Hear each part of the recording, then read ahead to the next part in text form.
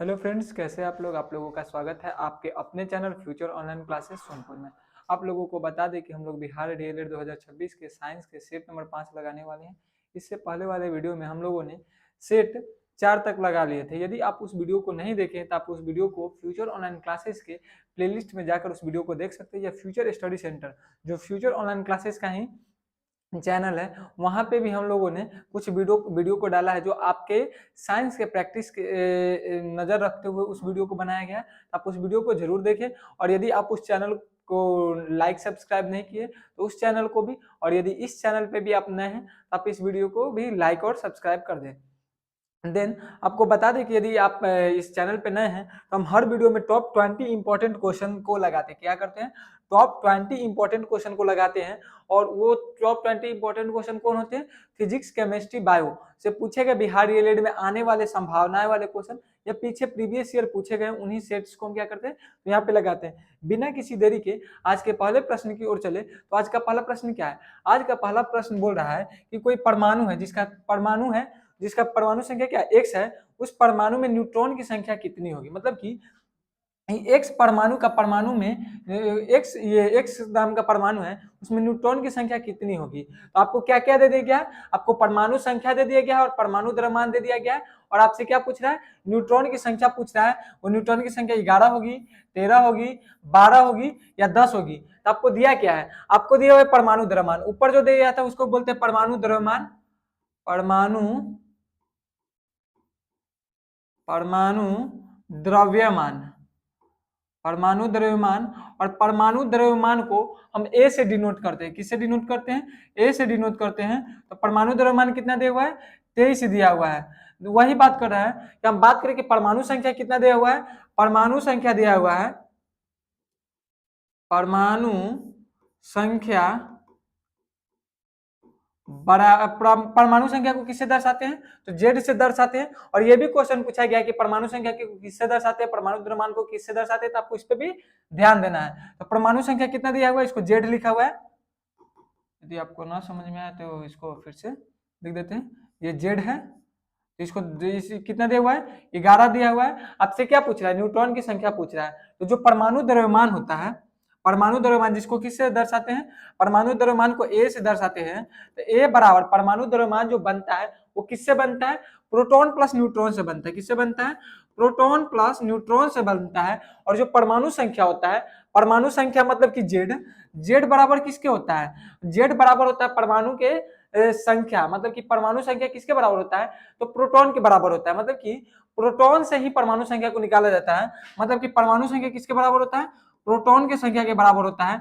और यदि परमाणु संख्या प्रोटॉन की संख्या के बराबर है तो यहाँ पे तो हमको परमाणु संख्या दिया हुआ है। परमाणु संख्या कितना दिया हुआ है? 11। तो प्रोटॉन की संख्या भी कितना हो जाएगा? 11 हो जाएगा। तो सबसे हम पहले क्या करेंगे? सबसे पहले परमाणु द्रव्यमान डालेंगे।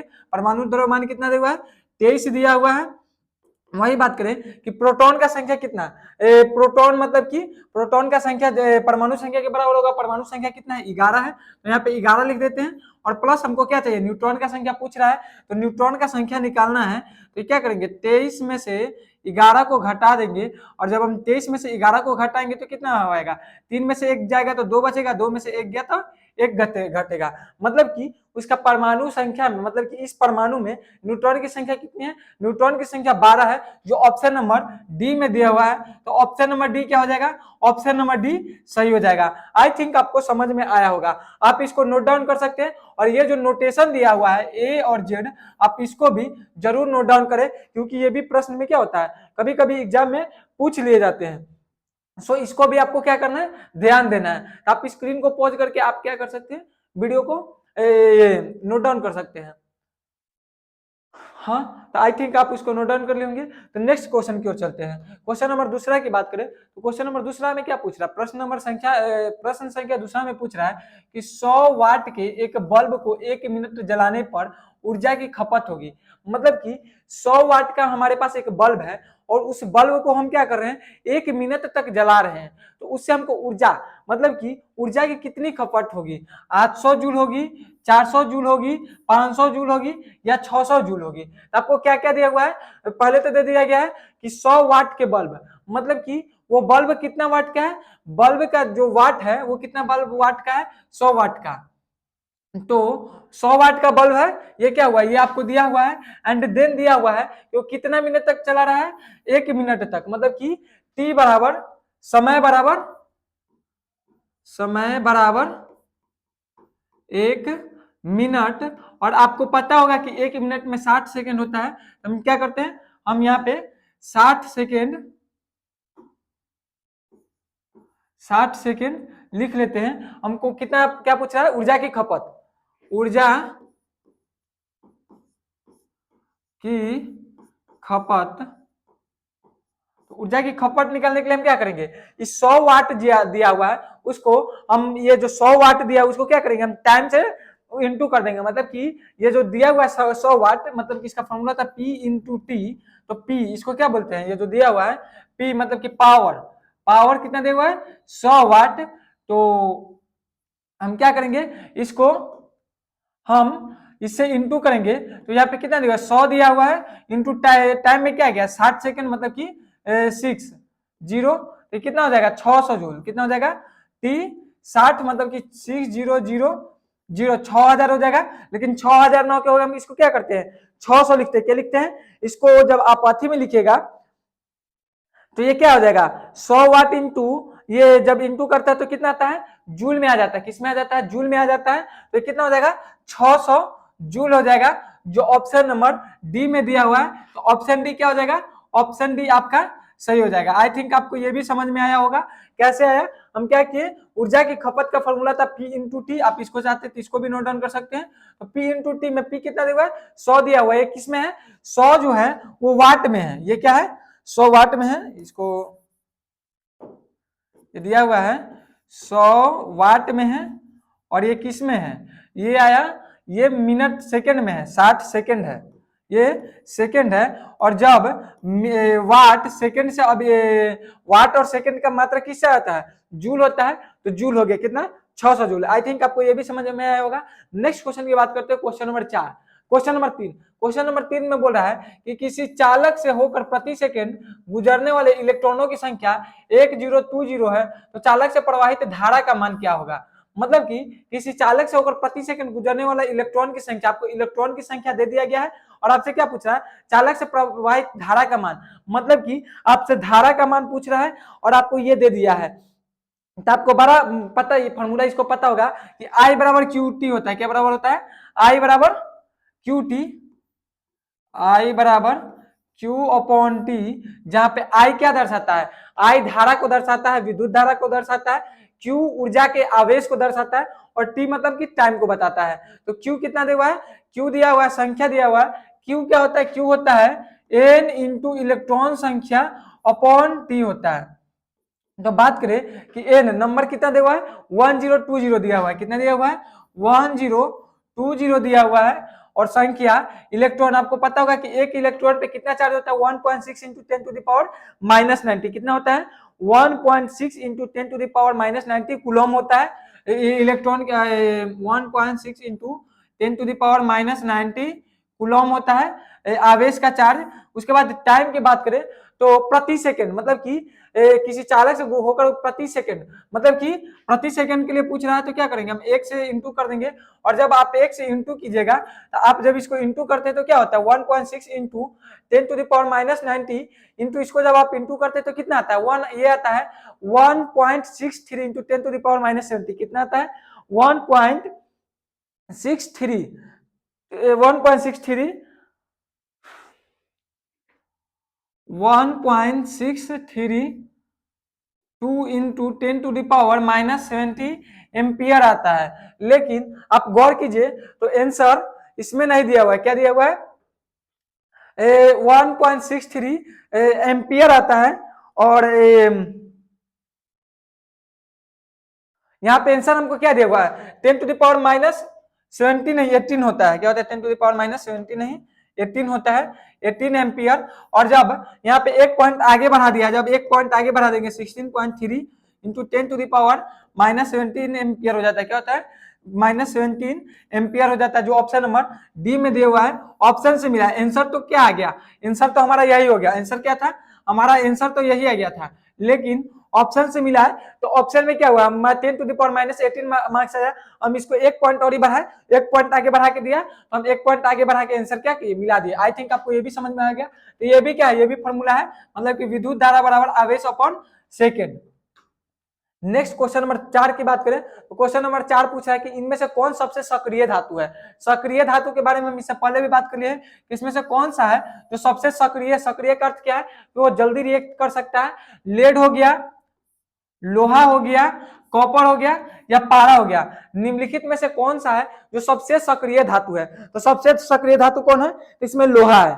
कौन है सबसे सक्रिय धातु, लोहा है, जो ऑप्शन नंबर बी में दिया हुआ है, ऑप्शन नंबर बी सही होगा। यदि आप इससे पहले वाले वीडियो को देखे होंगे, हम उसमें बताए थे कि सबसे ज्यादा सक्रिय कौन होता है, सबसे ज्यादा सक्रिय होता है पोटेशियम, उसके बाद आता है सोडियम, उसके बाद आता है calcium, magnesium, aluminium, zinc, ferrous,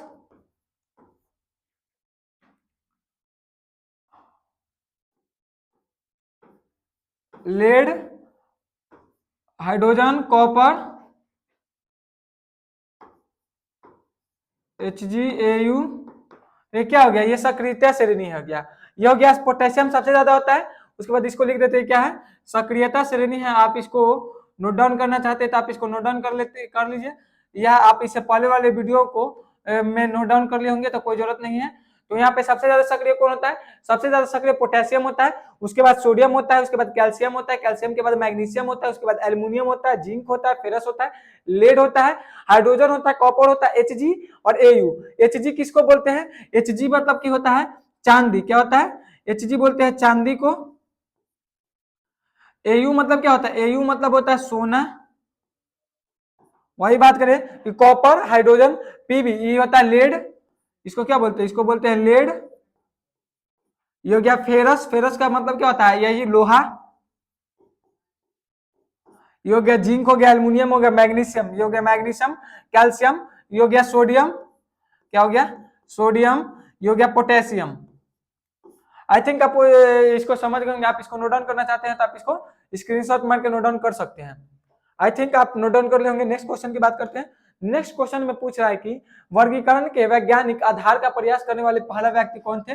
मतलब कि वर्गीकरण के वैज्ञानिक आधार का प्रयास करने वाले सबसे पहले व्यक्ति कौन थे, लिनियस थे, अरस्तु थे, विहेक्टर थे, या बेथम और हुकर थे। तो यदि आप इससे पहले वाले वीडियो को देखे होंगे तो इससे पहले भी एक क्वेश्चन आ चुका था, और इसमें भी यही पूछा था कि वैज्ञानिक आधार पर, मतलब कि वैज्ञानिक आधार पर सर्वप्रथम किसने, पहला व्यक्ति था जिसने वर्गीकरण किया था, तो वो पहला व्यक्ति थे अरस्तु साहब। कौन थे, अरस्तु साहब थे। मतलब कि ऑप्शन बी क्या हो जाएगा, ऑप्शन बी सही हो जाएगा। लेकिन वही पूछा जाए आपसे, प्रश्न आता है कि वर्गीकरण के जनक किसे को बोलते हैं, वर्गीकरण के जनक कौन है, वर्गीकरण के जनक, वर्गीकरण के जनक के बारे में आपसे पूछा जाए तो आपको क्या बोलना है, वर्गीकरण के जनक कौन है, लिनियस साहब है। वही पूछे कि आपको जो 5 भागों में पढ़ाते हैं, इससे पहले भी जो क्वेश्चन आया था कि जीवों को 5 भागों में बांटा गया, और वो किसके सॉरी 5 भागों में बांटा गया, वो कौन कौन है, तो Plantae, Animalia, Monera, protista, fungi, Plantae और एनिमिलिया, जो 5 बताते हैं उसको बांटने वाले थे विहेक्टर साहब ने। और जो अरस्तु साहब ने बांटा था वो किसके आधार पर बांटा था, तो वह वैज्ञानिक आधार पर बांटे थे। नेक्स्ट क्वेश्चन की बात करते हैं, वैज्ञानिक आधार पर मतलब कि खून के आधार पर ही बांटते थे मे बी। नेक्स्ट बात करते हैं, अवतल लेंस का आवर्धन बराबर होता है।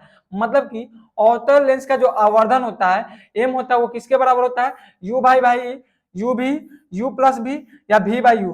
तो ये बहुत ही इजी क्वेश्चन है। तो आपको क्या करना है, आपको बताना है कि जो आवर्धन होता है वो किसके बराबर होता है, तो वो बराबर होता है भी बाई यू। किसके बराबर होता है, भी बाई यू, मतलब कि प्रतिबिंब अपॉन दूरी किसके बराबर होता है, प्रतिबिंब दूरी बता वस्तु दूरी, किसके बराबर, प्रतिबिंब दूरी बता वस्तु दूरी। मतलब कि भी बाई यू इजकल टू प्रतिबिंब, प्रतिबिंब दूरी बटा में वस्तु की दूरी, प्रतिबिंब दूरी बटा वस्तु दूरी। ये कौन बताता है, आवर्धन बताता है। ये क्या है, ये फॉर्मूला, आप इसको भी नोट डाउन कर सकते हैं। नेक्स्ट बात करें क्वेश्चन नंबर 7। क्वेश्चन नंबर 7 में आपसे क्या पूछ रहा है, अगर एक बीकर में समान मात्रा में तेल, पानी और मरकरी को उड़ेला जाए, मतलब कि उड़ेला का अर्थ है कि डाला जाए, तो व्यवस्थित हो कि उपरांत बीकर में नीचे से ऊपर की ओर उनका क्रम होगा, क्या होगा। तो आप मानिए कि हमारे पास एक बीकर है, हमारे पास क्या है, ये मानिए कि हमारे पास एक बीकर है, और इस बीकर में हम क्या किए, इस बीकर में हम, ये क्या है, ये बीकर है, और इस बीकर में हम क्या किए, इस बीकर में हम पहले तेल डाले, मतलब कि तेल डाले, पानी डाले और मरकरी डाले, 3 चीज डाले।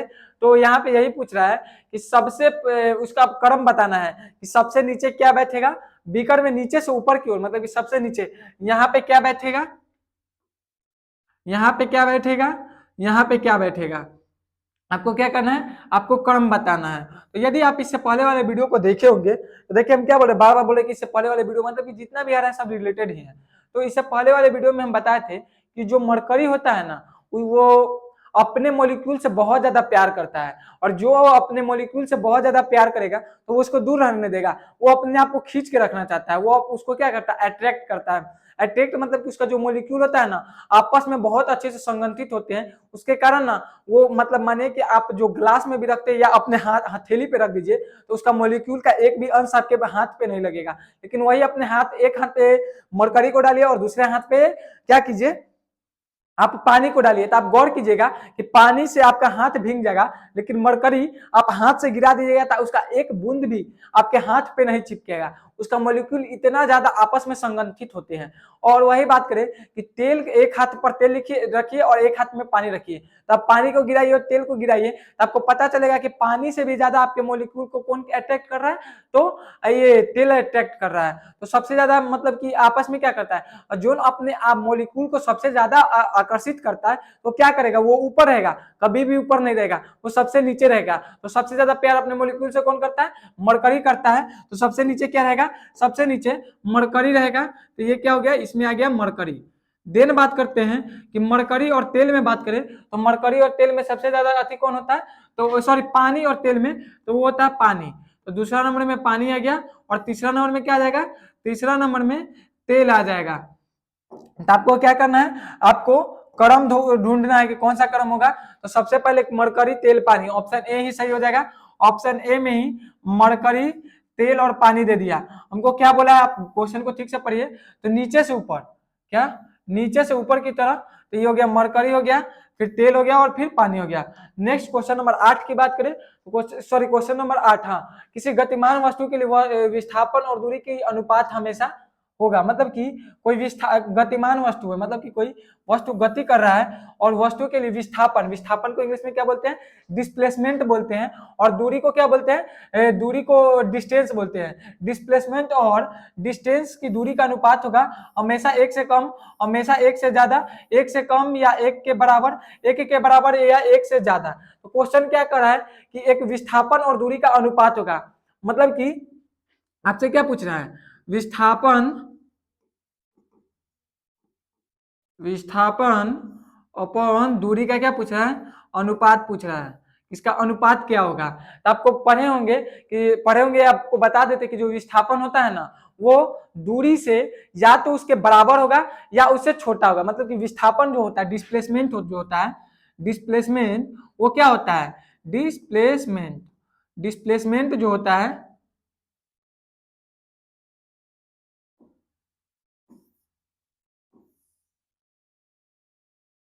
डिस्प्लेसमेंट जो होता है वो दूरी से छोटा या उसके बराबर होता है। क्या होता है, उससे छोटा या बराबर होता है। हम लिख ही देते हैं, डिस्प्लेसमेंट डिस्टेंस से छोटा या उसके बराबर होता है, उसके बराबर होता है। अब ये कैसे होता है, इसको हम हल्का सा फील आपको दिलवा देते हैं कि मानिए कि ये कोई रोड है, ये आपका कोई फ्रेंड का घर है और ये आपका घर है, और आपको क्या करना है, आपको यहां से यहां जाना है। तो आप पढ़ेंगे कि विस्थापन क्या होता है, न्यूनतम दूरी को क्या बोलते हैं, न्यूनतम दूरी को विस्थापन बोलते हैं, और जो पाथ का रास्ता होता है उसको क्या बोलते हैं, दूरी बोलते हैं। तो यहाँ से यहाँ तक की न्यूनतम दूरी क्या हो गया, ये हो गया। तो ये क्या हो गया, ये इसका न्यूनतम दूरी हो गया। तो ये इसका न्यूनतम यदि दूरी हो गया तो ये इसको क्या बोलेंगे, इसको विस्थापन बोलेंगे। इसको क्या बोलेंगे, इसको विस्थापन बोलेंगे। क्यों बोलेंगे इसको विस्थापन, क्योंकि ये न्यूनतम दूरी है। वही बात करें कि न्यूनतम दूरी ये नहीं हो सकता, इतना गया, इधर गया, इसे गया और ये यहाँ गया, तो इसको विस्थापन नहीं बोलेंगे। इसको क्या बोलेंगे, तो इसको दूरी बोलेंगे। इसको क्या बोलेंगे, दूरी बोलेंगे। तो दूरी न्यूनतम दूरी भी हो सकता है, अधिक दूरी भी हो सकता है, लेकिन विस्थापन दूर दूरी नहीं होगा। सबसे न्यूनतम दूरी को क्या बोलते हैं, विस्थापन बोलते हैं। ये इसका डिफिनीशन ही है। तो क्या हो जाएगा, आपको समझ में आ गया होगा ऐसा क्यों होता है,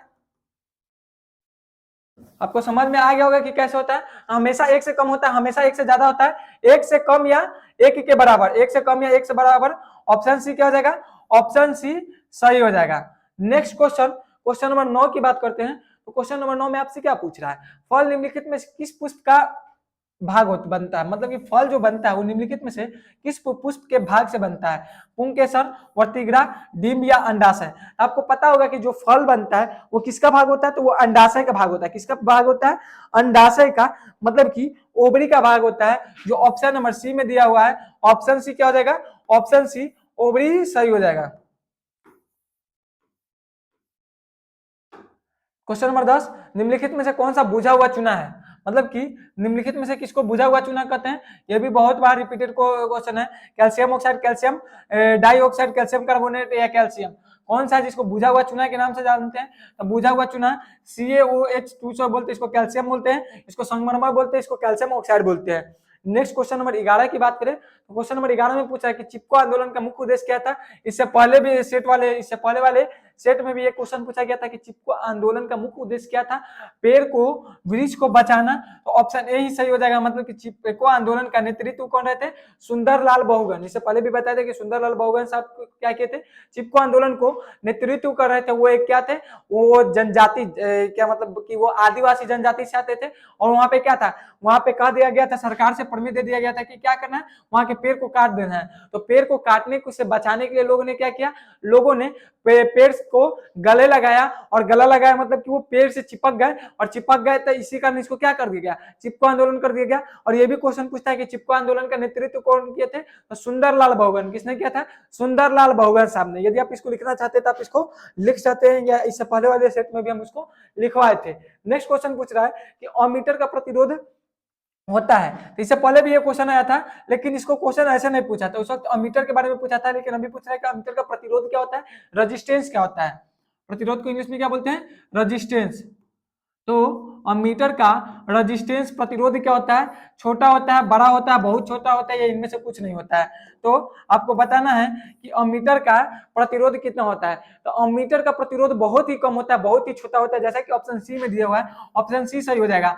अमीटर क्या करता है, विद्युत धारा को मापता है कि हाँ इससे विद्युत धारा कितना प्रभावित हो रहा है। और यदि मान लीजिए कि वो खुद आती प्रतिरोध को लेके घूमेगा तो कैसे। और ये भी कभी कभी क्वेश्चन पूछ लेते हैं कि इसको किस तरीका से लगाया जाता है। इसको सीरीज में लगाया जाता है, किसमें, श्रृंखलाबद्ध में लगाया जाता है, सीरीज में लगाया जाता है। सीरीज किसमें लगाया जाता है, सीरीज में लगाया जाता है। मतलब कि अमीटर को आप किसी, मानिए कि सीरीज का अर्थ क्या हो गया कि आप यहाँ पे एक बल्ब लगा दिए, ये एक तार है, ये तार जा रहा है, और इस तार में आप क्या किए, यहाँ पे बल्ब का लाइन दे दिले हैं, यहाँ पे बल्ब का लाइन है। देन बात करें, यहाँ पे पंखा का लाइन है, पंखा, यहाँ पे एसी। मतलब मानिए ना कि एक ही लाइन में आप सब चीज का अति दे रहे हैं, उसको क्या बोल देते हैं, सीरीज बोल देते हैं। तो अमीटर को भी सीरीज में लगाया जाता है। आई थिंक आपको ये समझ में आ गया। और ये क्वेश्चन पूछता है कि इसको किसमें लिखा जाता है, तो सीरीज बोलिए या श्रृंखलाबद्ध बोलिए, क्या बोलिए, श्रृंखलाबद्ध, श्रृंखला में। नेक्स्ट बात करें क्वेश्चन नंबर 13, एथेनोइक अम्ल का जलीय विलयन कहलाता है। मतलब कि जो एथेनोइक अम्ल होता है उसका जलीय विलयन क्या कहलाता है, फेहलिंग विलयन, टोनलेस रिजेंट, सिरका, या इनमें से कोई नहीं। तो एथेनोइक अम्ल का जलीय विलयन क्या बोलते हैं, तो एथेनोइक अम्ल का जलीय विलयन होता है सिरका। सिरका मतलब कि सिरका को इंग्लिश में क्या बोलते हैं, विनेगर बोलते हैं, विनेगर, विनेगर बोलते हैं। जो सिरका को इंग्लिश में क्या बोलते हैं, विनेगर बोलते हैं। जो बेसिक होता है, क्या होता है, बेसिक होता है, बेसिक मतलब कि क्षार होता है, और ये क्या करता है, आपको मानिए कि गैस बना दिया तो आप विनेगर का सेवन करते हैं, आप जल में घुला कर ले लेते हैं, तो आपको क्या होगा, आपका गैस का प्रॉब्लम ठीक हो जाएगा, तो इसको लेते हैं। और विनेगर का उपयोग आप चाउमीन खाते होंगे तो चाउमीन में व्हाइट वाला जो डाला जाता है वो क्या होता है, विनेगर ही होता है। आई थिंक आपको ये समझ में आया होगा। नेक्स्ट क्वेश्चन नंबर 14 की बात करें तो क्वेश्चन नंबर 14 में पूछ रहा है कि फलों को पकाने के लिए निम्नलिखित में से कौन सा पादप हार्मोन उत्तरदायी है, एथिलीन, ऑक्सीन, जी बरेलिन या साइटोकाइनिन्स। तो निम्नलिखित में से कौन सा हार्मोन उत्तरदायी है किस चीज के लिए, फल को पकाने के लिए। तो फल को पकाने के लिए, फल का रंग मिलाने के लिए भी कौन सा, एथिलीन ही, मतलब कि जो एथिलीन नामक हार्मोन है, ये क्या है, एक हार्मोन है। क्या है एथिलीन, क्या है, एथिलीन जो है वो हार्मोन है। क्या है, हार्मोन है, पादप हार्मोन, पादप हार्मोन है। पादप मतलब क्या होता है, पेड़ पौधे को पादप बोलते हैं। और ये पादप हार्मोन, जैसा कि यहाँ पे दिया हुआ है कि पादप हार्मोन, तो पादप हार्मोन कौन सा है, तो एथिलीन है, जो क्या करता है, फल को पकाने के लिए। इसके अलावा हम कार्बाइड का उपयोग भी करते हैं। क्या करते हैं, हम उसको कृत्रिम तरीका से पकाने के लिए कार्बाइड का प्रयोग करते हैं, लेकिन कार्बाइड को कैल्शियम कार्बाइड इसको बोलते हैं। केमिस्ट्री में गवर्नमेंट उस पर रोक लगा रहा है, क्योंकि उसके सेवन से क्या होगा, यदि आप उसका सेवन करते हैं तो आपको लोगों को बीमारियां हो रही है, वो आपके बॉडी पार्ट को इन्फेक्ट कर रहा है, इसलिए उसको क्या कर रहा है, गवर्नमेंट उसको उस पर रोक लगा रहा है। नेक्स्ट क्वेश्चन बोल रहा है कि मिट्टी का घर गर्मियों के मौसम में ठंडा तथा जाड़े के मौसम में गर्म होता है, क्योंकि मिट्टी उष्मा का क्या होता है, सुचालक होता है, कुचालक होता है, अर्धचालक होता है, अतिचालक होता है। आप इसका जवाब दीजिए, तब तक हम देख रहे हैं कि रिकॉर्डेड हो रहा है या नहीं हो रहा है। तो आपको क्या करना है, आपको इसका जवाब देना है कि हाँ, मिट्टी का जो घर होता है वो, मिट्टी का घर जो होता है वो, मिट्टी का घर जाड़े के मौसम में गर्म होता है, देता क्या है, उष्मा का सुचालक है या कुचालक है। तो जो मिट्टी का घर है ना, वो उष्मा का कुचालक है। क्या है, उष्मा का कुचालक है।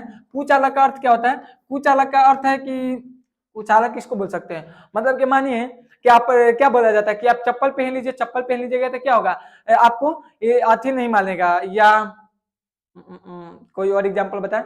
तो मानिए कि हाँ, कहीं कुछ जल रहा है और जल रहा है, तो आप उसको लकड़ी से उसको कुछ कीजिएगा तो क्या होगा, आपको गर्म लगेगा, नहीं होगा। लेकिन आप मानिए कि कोई गर्म चीज है और उस गर्म चीज को आप लकड़ी के जगह पे छड़िया मतलब कि छड़ से उसको करते हैं, तो क्या होगा, छड़ धीरे धीरे गर्म होगा, और गर्म होगा तो वहां से उष्मा आपके हाथों में आएगा, तो क्या हो गया, वो उष्मा का सुचालक हो गया। लेकिन वही लकड़ी क्या हो गया, लकड़ी उष्मा का कुचालक हो गया। उसी तरह जो मिट्टी का घर होता है वो उष्मा का कुचालक होता है। उष्मा का कुचालक होता है मतलब कि उष्मा को घर के अंदर नहीं जाने देता है, और यदि वो उष्मा को घर के अंदर नहीं जाने देता है तो गर्मी के मौसम में ठंडा का मतलब कि, आप यदि गर्मी के मौसम में मिट्टी का घर क्या होता है, अंदर ठंडा बनाए रखता है, और ठंडे के मौसम में अंदर गर्मी बना के रखता है। क्यों बना के रखता है, क्योंकि वो उष्मा का कुचालक है। बाहर कितना भी टेम्परेचर हो उसको कोई फर्क नहीं पड़ता है, क्योंकि क्या है, उष्मा का कुचालक है। लेकिन हमारा जो घर अभी जो बनता है सीमेंट या बालू का, वो क्या होता है, कंक्रीट का बना हुआ घर क्या है, वो उष्मा का सुचालक है। इसलिए आप गौर करते होंगे कि थोड़ा सा गर्मी बढ़ता है तो आपका दीवार गर्म हो जाता है। क्यों हो जाता है, क्योंकि जो अथी है, सीमेंट है, कंक्रीट है, वो क्या है, वो उष्मा का सुचालक है। आई थिंक आपको यहाँ तक समझ में आएगा। क्वेश्चन नंबर 16 की बात करें, क्वेश्चन नंबर 16 बोल रहा है कि निम्नलिखित में से कौन संयोजित टीका है जो बच्चों को डिप्थीरिया, काली खांसी और टेटनस के बचाव के लिए दिया जाता है। तो डिप्थीरिया, काली खांसी और टेटनस के लिए देने वाला कौन है, डीपीटी टीका, बीसीए टीका, टीएबी टीका या एचआईवी टीका। तो डीपीटी टीका दिया जाता है, मतलब कि डीपीटी टीका मतलब कि डीपीटी टीका कब दिया जाता है, डिप्थीरिया, पी से होता है परटूटिस, जिसको काली खांसी के भी नाम से जानते हैं, इसको इंग्लिश में परटूटिस बोलते हैं और हिंदी में काली खांसी, और हो जाता है टी से टेटनस। तो आपको टेटनस की बीमारी मतलब कि टेटनस का सुइया लगा होगा, मतलब कि आप यदि किसी तरह से आपके बॉडी पे स्क्रेच आ जाता है, स्क्रेच बोल रहे हैं मेटल के सामान से, तो क्या होता है, बोला जाता है कि मेटल के अंदर जो बैक्टीरिया होती है वो आपके ब्लड के अंदर जाना है तो टेटनस का बीमारी हो जाएगा। उसके बाद काली खांसी के बारे में भी सुने होंगे और डिप्थीरिया नामक बीमारी के बारे में सुनेंगे। एचआईवी है, टीएबी एक टीका लगता है, और ये एचआईवी भी एक टीका लगता है जो एड्स से रोग को बचाने के लिए, लेकिन अभी तक ये पूर्ण रूप से ये टीका नहीं बना है। आई थिंक आपको यहाँ तक समझ में आया होगा। नेक्स्ट क्वेश्चन की बात करते हैं, question number 18। Question number 17, mitochondria की संख्या अधिक होगी। माइटोकॉन्ड्रिया की संख्या कहाँ होती है? अंकुरित बीज में, सुप्त बीज में, सूखे बीज में, या इनमें से कोई नहीं। तो हम बात करें कि माइटोकॉन्ड्रिया की संख्या सबसे अधिक होती है अंकुरित बीज में। किसमें होती है? अंकुरित बीज में होती है। मतलब कि अंकुरित बीज में माइटोकॉन्ड्रिया की संख्या अधिक क्यों होती है? क्योंकि वो अंकुरित हो रहा है, वो बड़ा हो रहा है, और यदि वो बड़ा हो रहा है तो उसको ऊर्जा की अधिक मात्रा की जरूरी है। आपको पता होगा कि माइटोकॉन्ड्रिया को किसके नाम से जानते हैं? Power house of cell. Power house of cell. Power house of cell किसको बोला जाता है? पावर हाउस ऑफ सेल बोलते हैं किसको? माइटोकॉन्ड्रिया को बोलते हैं। मतलब कि ये हमारे कोशिका को क्या करता है? पावर देता है, ऊर्जा देता है। और यदि ये पावर दे रहा है, ऊर्जा दे रहा है, तो इसको भी, ये अंकुरित बीज है। अंकुरित बीज है मतलब कि अंकुर रहा है, बड़ा हो रहा है, और ये बड़ा हो रहा है तो इसको क्या होगा? अधिक ऊर्जा की जरूरत होगी, और अधिक ऊर्जा की जरूरत होगी तो माइटोकॉन्ड्रिया की भी संख्या इसके अंदर ज्यादा होनी चाहिए। तो इस कारण इसमें क्या होता है? माइटोकॉन्ड्रिया की संख्या अधिक होती है।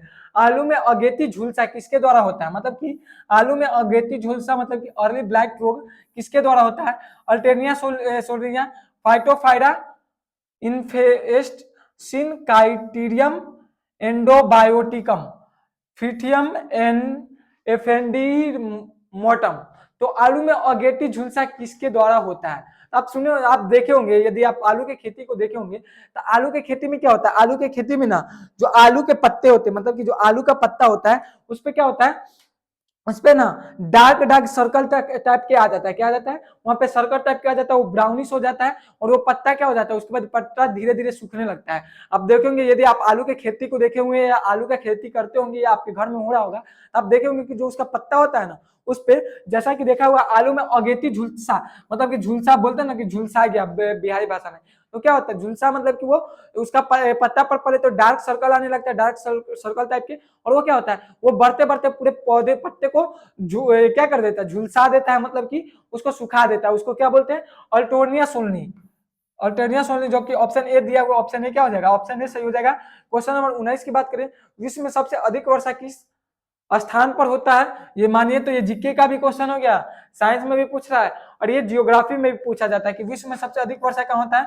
गुवाहाटी में होता है, मानसीराम में होता है, कोलकाता में होता है, या शिमला में होता है? तो सबसे अधिक वर्षा की बात करें तो सबसे अधिक वर्षा मानसीराम में होता है। कहाँ होता है? मानसीराम में होता है। मानसीराम में अधिक वर्षा क्यों होता है? कि वहां पे तीन तीन पहाड़, मतलब कि गारो, खासी और जयंतिया, ये तीन पहाड़ का नाम है। क्या क्या है? एक तो है गारो, खासी, स्पेलिंग मिस्टेक समझ लीजिएगा, हम ऐसे ही बता रहे हैं। एक होता है जयंतिया, जयंतिया। ये तीन पहाड़ है। ये तीन पहाड़ से क्या है? मानसीराम घिरा हुआ है। और बंगाल की खाड़ी से जितने भी तरह के चक्रवात उठते हैं या अति उठते हैं, वो क्या होता है? ऊपर जाता है, और ऊपर जाने के बाद क्या होता है? वो जब जैसे ही इंटर करता है मानसीराम में, तो मानसीराम में क्या है? मानसीराम किस जगह पे है? जगह के नाम बोल रहे हैं। मानसीराम मेघालय में पड़ता है, सॉरी याद है, मेघालय में पड़ता है। मानसीराम कहाँ पड़ता है? मेघालय में मानसीराम है। तो वो क्या होता है? मेघालय में जो है ना, जैसे ही गारो, खासी और जयंतिया नामक तीन पहाड़ है मेघालय में, आप पढ़े होंगे जियोग्राफी में। तो वहां पे क्या होता है? जैसे वहां पे जो बादल है वहां पे जाता है, तो वो तीनों टाइप से तरफ से घिर जाता है, और वो जब तीनों तरफ से घिर जाता है ना, तो वो पहाड़ से टकराने लगता है, और पहाड़ से टकरा कर वहां पे क्या होता है? बहुत अधिक वर्षा होता है। इसी कारण इसको क्या करते हैं? विश्व में सबसे अधिक इसको वर्षा वाला क्षेत्र के नाम से जानते हैं। आज का लास्ट प्रश्न, क्वेश्चन नंबर 20 की बात करें तो क्वेश्चन नंबर 20 में पूछ रहा है कि ऑर्गन सिस्टम स्तर का संगठन नहीं पाया जाता है। मतलब कि ऑर्गन सिस्टम का संगठन किसमें नहीं पाया जाता है? एनेलिडा में, ऑर्थोपेडा में, मोलस्का में, या प्लेंटी हेल्थीमंस में? किसमें ऑर्गन सिस्टम का स्तर नहीं पाया जाता है? तो ऑर्गन सिस्टम का स्तर से अर्थ क्या है? ऑर्गन सिस्टम का स्तर से अर्थ है कि उसके अंदर जो ऑर्गन सिस्टम होता है, मतलब कि हमारे बॉडी क्या है, क्या अलग अलग पार्ट का ऑर्गन सिस्टम है। तो ऑर्गन सिस्टम, ऑर्गन ऑर्गन मतलब कि भाग। आपका क्या हो गया? आपका लिवर एक ऑर्गन हो गया, या आपका अलग अलग ग्रंथियां ऑर्गन हो गया। लेकिन ऑर्गन सिस्टम क्या हो गया? मतलब कि पाचन, हमारा जो अमाशय हो गया एक ऑर्गन हो गया, हमारा जो लीवर हो गया वो एक ऑर्गन हो गया, हमारा जो छोटी आंत है वो एक ऑर्गन हो गया, पैनक्रियाज एक ऑर्गन हो गया। लेकिन जो हमारा पाचन तंत्र है, वो पूरा पाचन तंत्र क्या है? एक ऑर्गन सिस्टम के अंतर्गत आ जाता है। और उस ऑर्गन सिस्टम के अंतर्गत हम किसको किसको पढ़ते हैं? छोटी आंत, बड़ी आंत, अमाशय, लीवर, ये सब क्या आ जाता है? उसके अंतर्गत आ जाता है, पैनक्रियाज आ जाते हैं। उसी तरह यही पूछा है कि ऑर्गन तो होता है लेकिन ऑर्गन सिस्टम नहीं होता है, तो वो होता है प्लेटी हेलमिनथस में। क्या होता है? प्लेटी हेलमिनथस में होता है। और ये सांस कैसे लेता है? ये अपनी स्किन, त्वचा के माध्यम से क्या करता है? तो ये सांस लेता है। आई थिंक आपको यहाँ तक समझ में आया होगा। और यहाँ तक आपको समझ में आया होगा तो आप अपने फीडबैक को दे कि हाँ आपको ये वीडियो कैसा लगा। एंड देन आपको ये बताना है कि आप 20 आउट ऑफ कितना स्कोर किए, मतलब कि 20 में आप कितना स्कोर किए, 20, 19, 18 कितना स्कोर किए। और यदि आप गौर किए तो यहाँ पे क्या है, ज्यादातर क्वेश्चन तो रिपीटेड ही है पहले वाले लेक्चर से। सो आपको क्या करना है, सारे वीडियो को यदि अच्छे तरीके से देखते हैं तो आपको साइंस में 20 में से 20 लाने में कोई नहीं रोक सकता है। और यदि आप कार्य करेंगे, सही से नहीं पढ़ेंगे तो आपको मार्क्स नहीं आ पाएंगे। सो आज के लिए इतना ही। Thank you. हंसते रहें, मुस्कुराते रहें और पढ़ते रहें।